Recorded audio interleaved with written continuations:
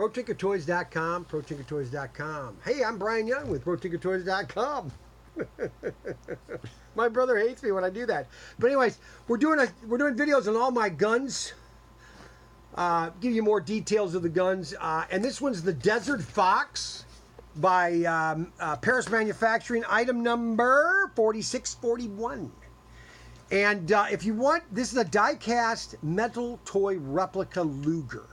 8-shot round caps, okay? And they basically, check that out. That's sweet. All die-cast plastic butts right here. But this is all die-cast. I mean, this thing is sweet. I mean, this is really a beautiful toy. With the caps, when you get the caps, we're going to be getting the caps on the site in the next couple of weeks. But if you want a toy gun that's fun to play with and just the kid's going to have a blast, okay? Let's say you live out in Montana and everything and the kid wants to just go run around out in and just have fun, pretend. That's what kids love to do, is pretend.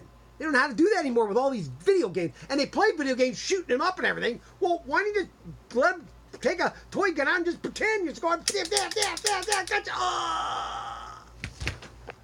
Anyway, ProTinkerToys.com.